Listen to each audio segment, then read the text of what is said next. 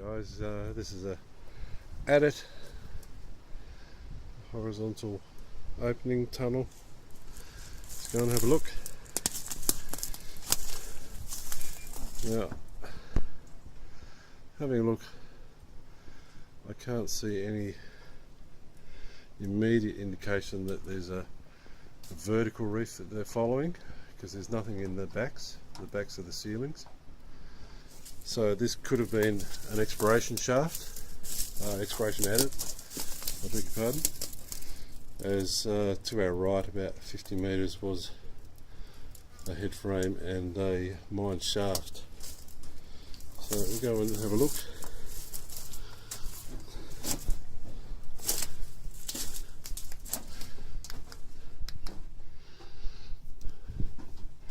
So the first thing I saw when I came in is here.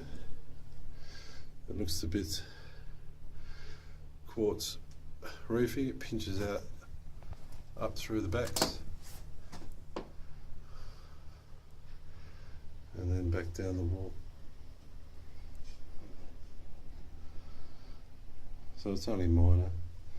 You can see there's quartz stringers through there, up through there.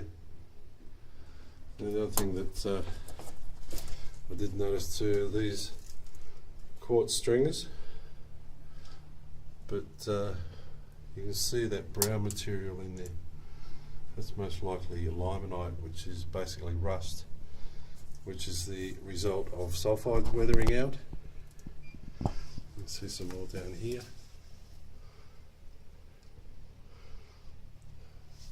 So when this mineralisation happened, the silica-rich fluids with the metals of gold, zinc, copper, lead, not that high amounts of the base metals, i.e. the copper, lead and zinc, but there would have been some sulphides, pyrite in particular, and the pyrite has weathered out and converted to limonite, which is an iron oxide as opposed to an iron sulphide, and it's likely that there would be traces of gold still in there, as the gold isn't affected by that weathering process.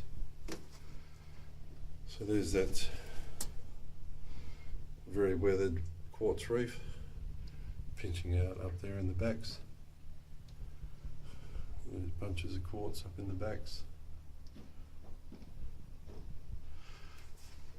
It's the right time of the afternoon. The sun's, as you can see, is almost shining straight into here. You can see some more bunches of quartz up through there. You can see that contorted formation of it. Again here, these little strings of quartz, you can see how they've resisted erosion as opposed to the sandstone. You can see it's quite chalky. I think we'll get the torch on it.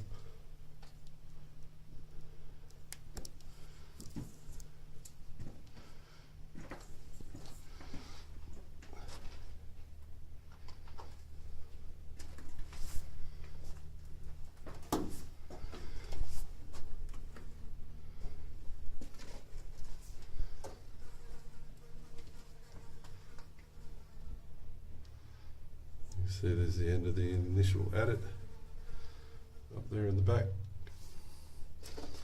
and there's a cross cut on our left.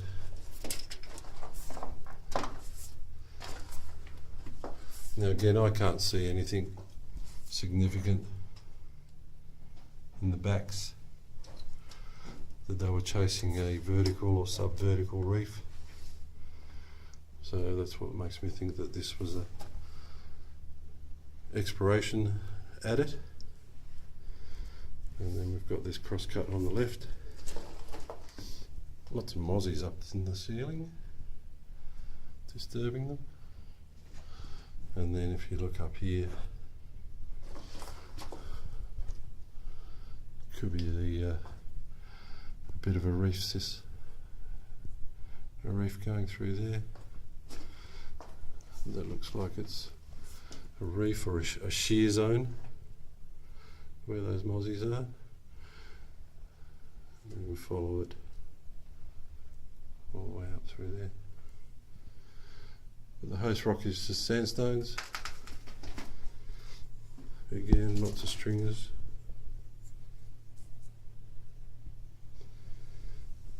Nothing significant.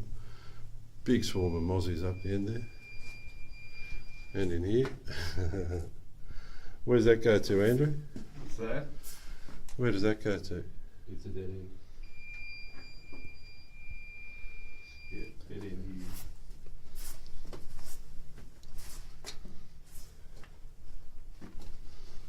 There is millions of mozzies in here. Just want to step aside, Andrew? So get a look up the end there. Look at all these mozzies. Yeah. So again, they've pushed this crosscut to the left or the north, and judging by the lack of extent of it, it was, as I said, it was an exploration adit, and obviously they haven't discovered much.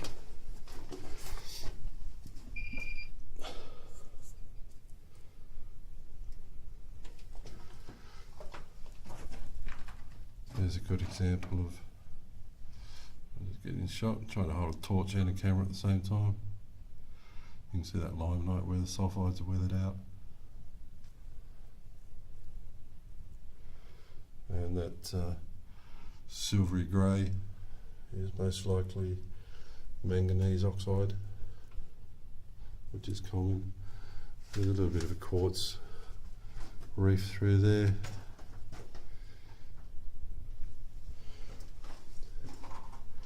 This actually looks like it was actually a small fault. This grey stuff in here. Let's see if I can hold this torch and the camera in one hand. No.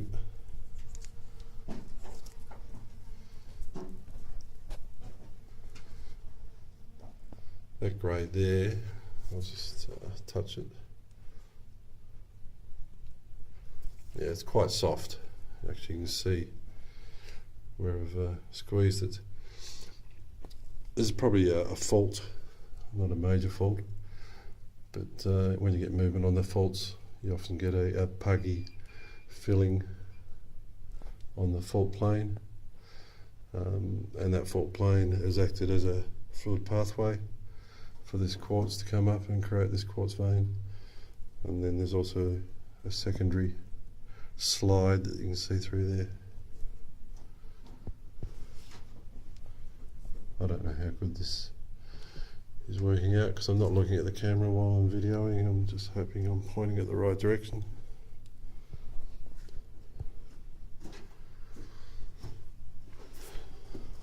A little bit more quartz stringer through there. Oh, just getting back to this. When there's movement, there could be some slate.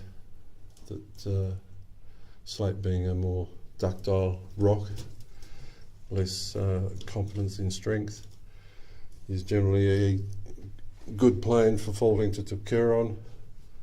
So, and when that gets ground up, it becomes puggy, clay-like.